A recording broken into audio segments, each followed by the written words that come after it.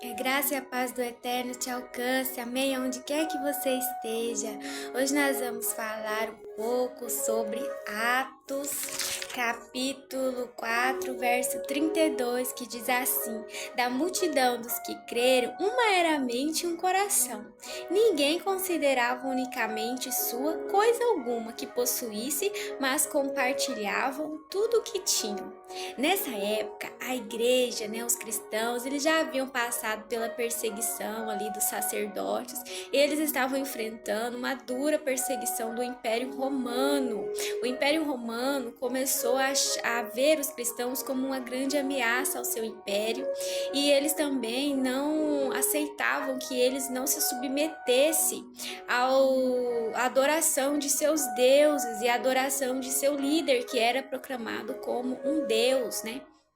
Eles começaram a cultivar ódio e também ver uma oportunidade de se livrarem das culpas, né, dos erros que eles cometiam. Então, toda vez que eles cometiam uma falha, eles falavam para o povo que tinha sido os cristãos, e isso foi cultivando um ódio do povo em relação aos cristãos, que imagina, todo o sofrimento que eles passavam era culpa dos cristãos, né? Então, não tinha como eles não pegarem ódio por esses cristãos. E de todas as formas que eles conseguiram, eles perseguiram eles, né? Eles prendiam, roubavam seus bens, tirava tudo que a pessoa tinha, até porque aquela pessoa, a partir do momento que ela era descoberta, ela não voltava mais para sua casa, né? Ali ela seria presa para sempre, ou ela seria morta, né? Ela não teria mais acesso aos bens que ela possuía. Então, ou eles prendiam, roubavam seus bens, ou então eles lançavam essas pessoas que estavam presas para serem comidas por leões, enquanto todo o povo assistia, né? Como se fosse um cinema hoje, né? Um cinema, um teatro. Eles lançavam esses cristãos e o povo ficava vendo, aclamando, todo feliz, porque o problema deles estava sendo resolvido, né?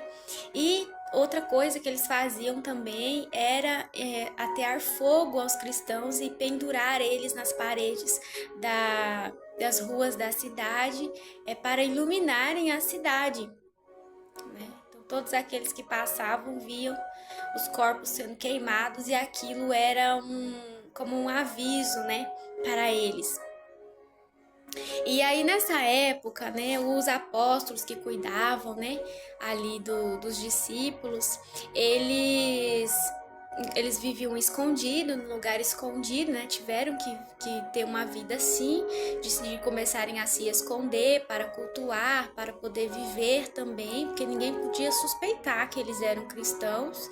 E aí eles tiveram essa orientação de pegar os seus bens, vender os seus bens, entregar para os discípulos, e os discípulos iriam partilhar dia a dia conforme a necessidade de cada um. Então, tudo que a pessoa tinha passava a ser compartilhado agora, não só com ela, mas com todos, de forma que ninguém passava necessidade nenhuma. Todos viviam tranquilamente, porque todos, né, partilhavam ali os seus bens uns com os outros, com todo o amor, sabe? Com toda a devoção mesmo. E a reflexão que fica para nós será que se hoje nós tivéssemos uma perseguição dura como eles tiveram, né? Ou uma perseguição a nível nosso, né? Porque cada um sofre de uma forma, né? Se nós tivéssemos uma perseguição hoje, na nossa era, no nosso Brasil, será que nós conseguiríamos nos desprender do que temos para o próximo, para auxílio do próximo? E será que hoje, sem perseguição, no nosso dia a dia, nós conseguimos nos desprender daquilo que nós temos, pelo menos de um pouco daquilo que nós temos, para abençoar pelo menos o irmão nosso? Que fique essa reflexão, né, para o seu coração, para o meu coração, pois muitas vezes, irmãos, eu vejo que a dificuldade até de coleta de uma simples cesta básica, sabe? Ou então muitas vezes uma rifa, sabe, quando o irmão está doente, uma rifa de R$ 2, de R$ 5, e além da pessoa não se importar de comprar, ela ainda não se oferece nem para vender. Então, assim, como diz a palavra do Senhor, né, que nos últimos dias o amor se esfriaria de tal forma que seria difícil acreditar no amor ao próximo, né? O amor se esfriaria a tal ponto, assim, que seria assustador, que é o que nós estamos vivendo hoje, né?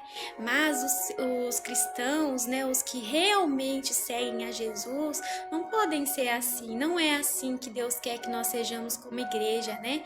Nos dois sentidos, Deus não quer uma igreja templo e que se preocupe apenas com a sua vontade, sua necessidade, e não quer que nós, igreja, templo do Espírito Santo, também sejamos pessoas que nos preocupemos apenas com nós mesmos, que estejamos tão presos à ambição e aos nossos bens materiais que nós não conseguimos enxergar e se importar com o próximo. Amém? O Eterno te ama, tenha um dia abençoado.